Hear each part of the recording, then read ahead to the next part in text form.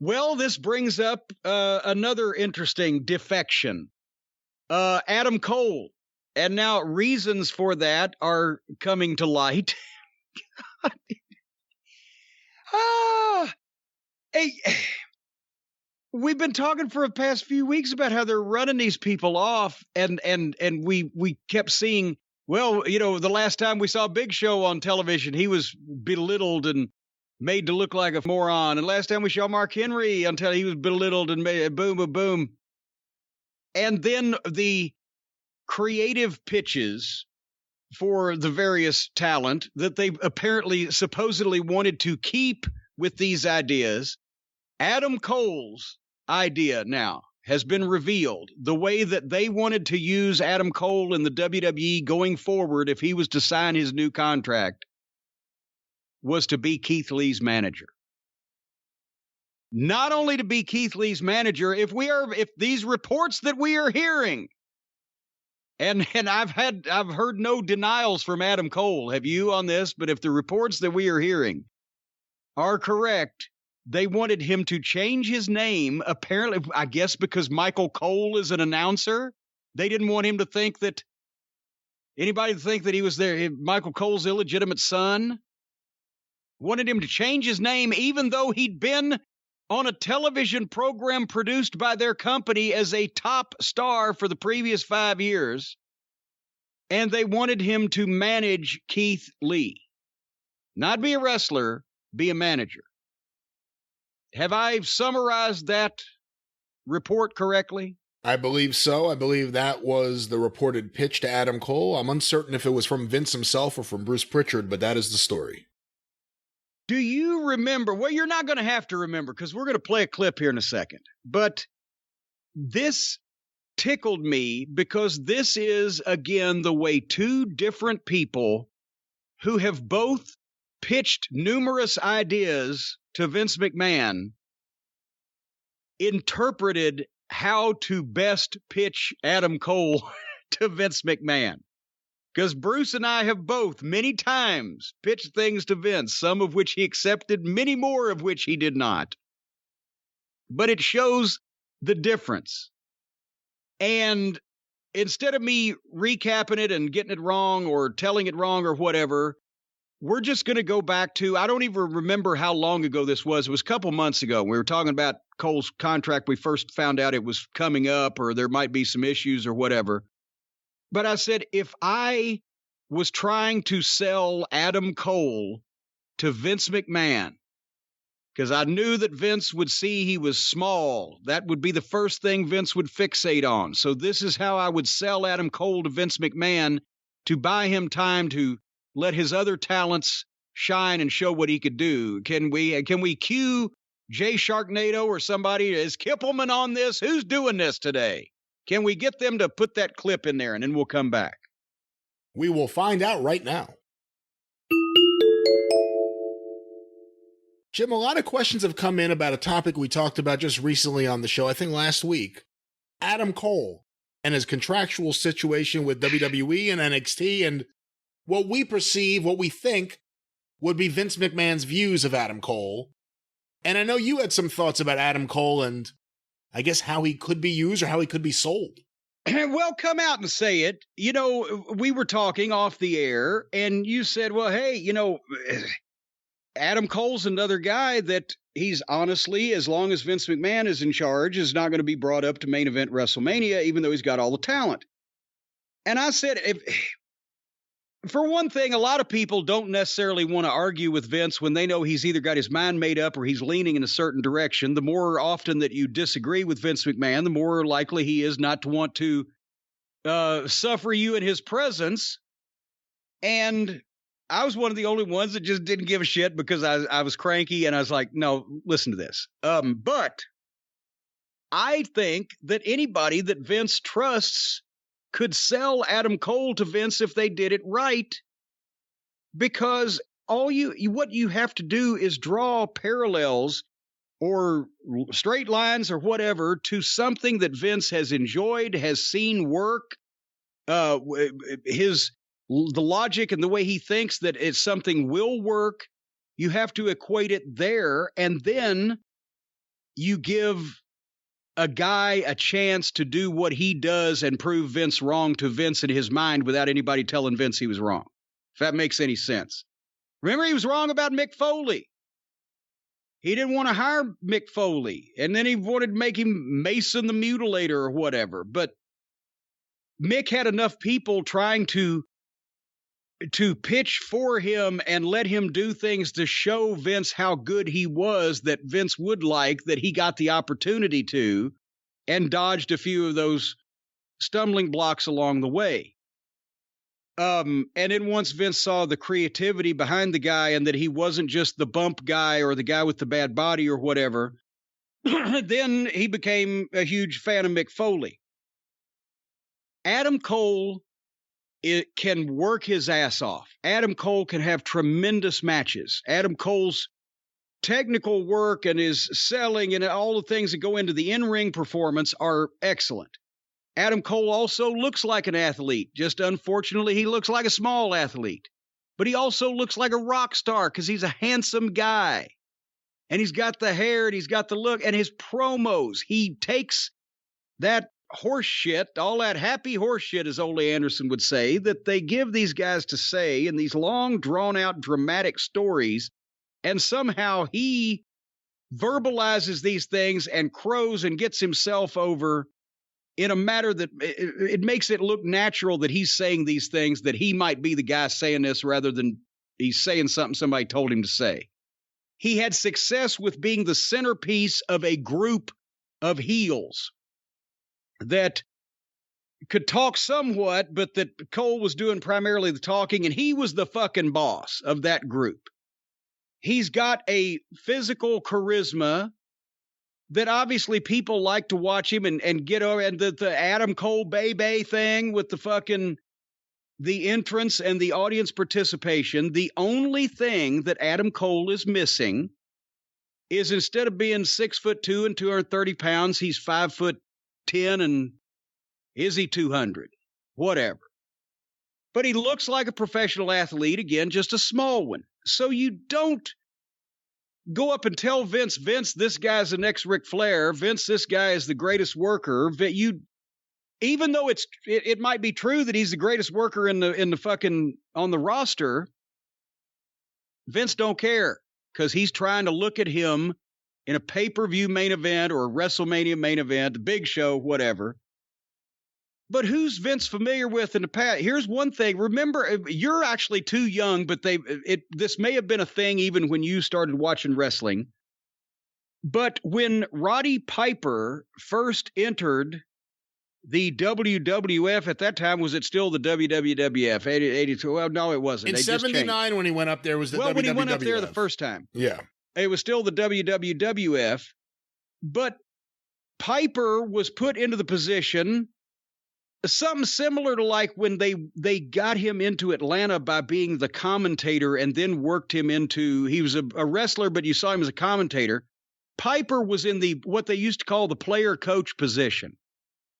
He wasn't a manager per se. He was a wrestler and acknowledged as a wrestler, but he also had guys around him that he did the talking for.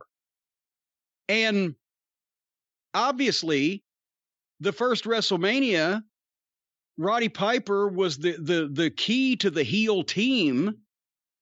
And, you know, in various places, didn't they do that something like that in Los Angeles, too, when he had a group? But he definitely had a group in Portland, didn't he? For a while there, am I thinking incorrectly?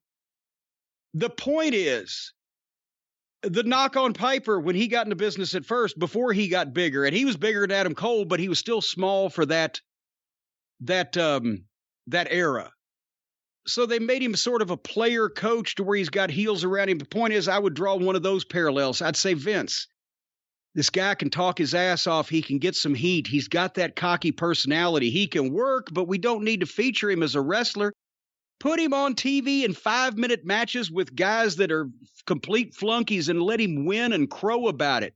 And let people be going, oh, he's fucking beating nobodies. What the fuck? Meanwhile, he's still getting wins. He's still on TV. And find two heels, not a tag team, but just two other heels that Vince kind of cares about, but he's knocked them because they can't talk.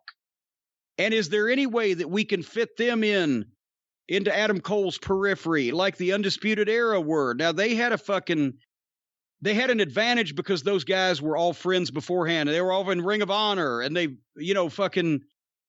fit together. But can you find two other heels that Vince has sold on? Bigger guys, not giant, don't have to be giants, but bigger guys that can't talk. That's the missing part of their puzzle. And suddenly they form a little friendship. And then is it the modern day Ernie Ladd and Ivan Koloff and superstar Billy Graham, the trilogy of main event heel terror?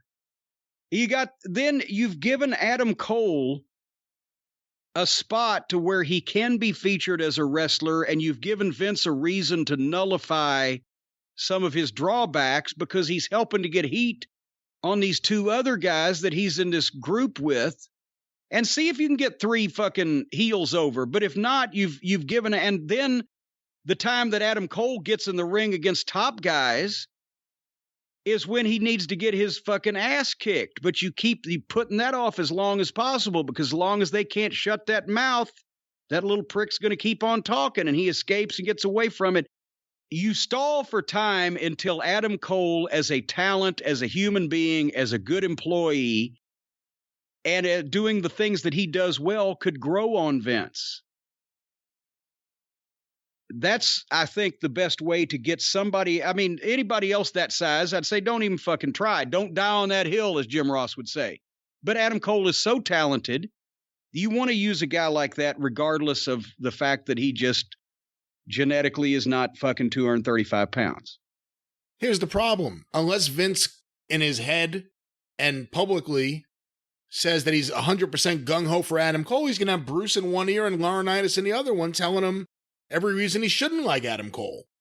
Oh, I'm not saying that they wouldn't do that, because they're, that's the thing, is that they don't want to take a chance on being wrong about anything, even if they would be right and Vince just would see it as wrong. They don't want to take a chance on being wrong. And I mean, Laurinaitis probably, I think Bruce could see a better chance of seeing Adam Cole's talent and just not want to actually get heat over expressing that opinion. I think Laurinaitis probably would think that Cole's just too small and blah, blah, blah, because Laurinaitis in 2004, 2005 with OVW, he's trying to get me to send him Sean O'Hare and Mark Jindrak as soon as humanly possible. I said, I don't think I will live long enough for Mark Jindrak and Sean O'Hare to be any better than these other 15 guys, the Bashams and the Jeters and the Dinsmores and the etc. that we've got. But because they were tall guys with good bodies and in Jindrak's shape, not much physique and two left feet, he identified with them because they reminded him of him. But I'm just saying, I could sell Vince if nobody else was fighting me. I could explain to Vince how he could use Adam Cole, but everybody else would be fighting it. So, that's why I'm not there trying to convince Vince of anything anymore. Well, that was about a month ago, I guess, on the show at this point. And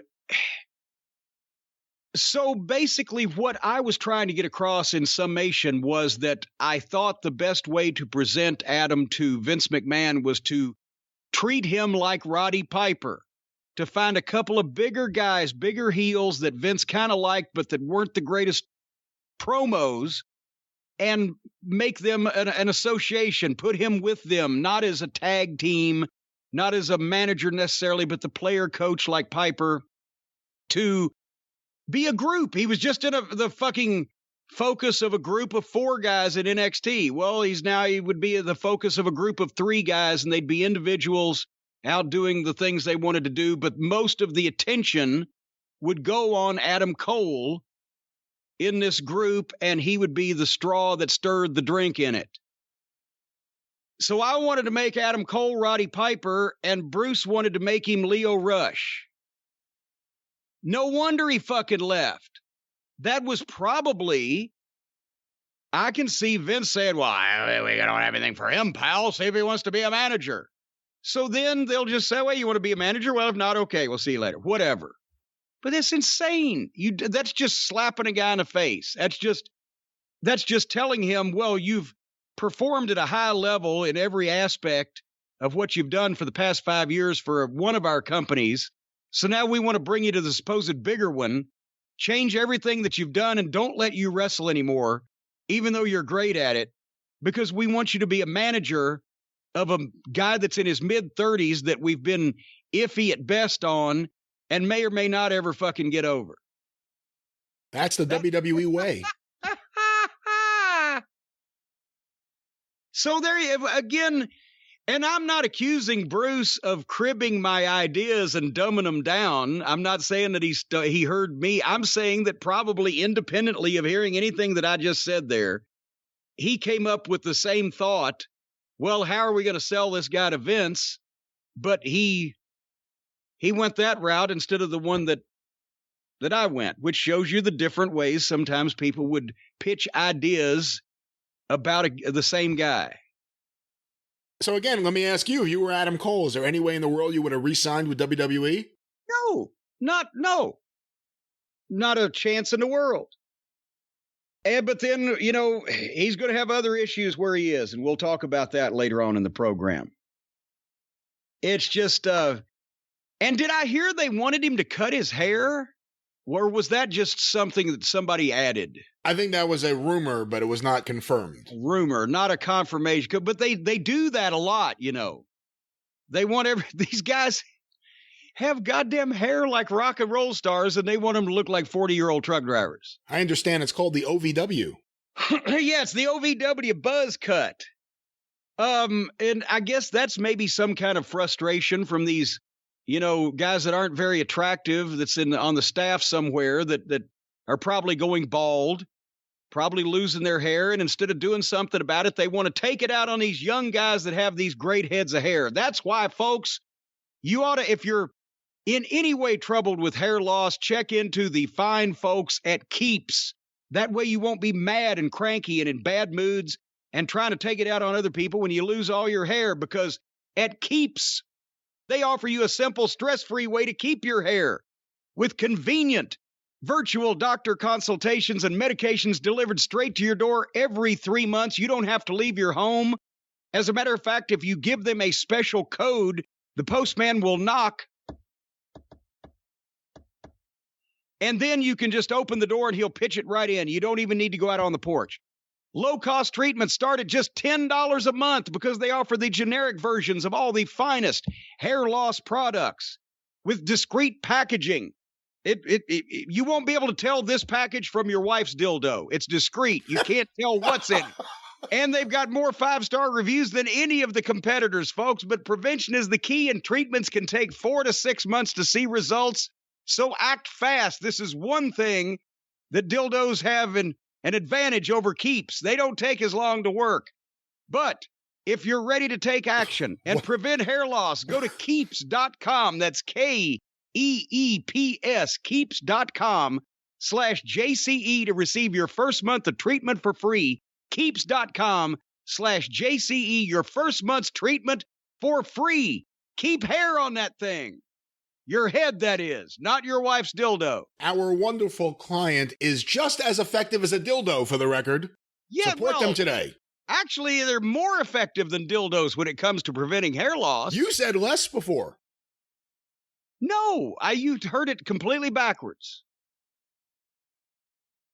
Keeps.com/JCE.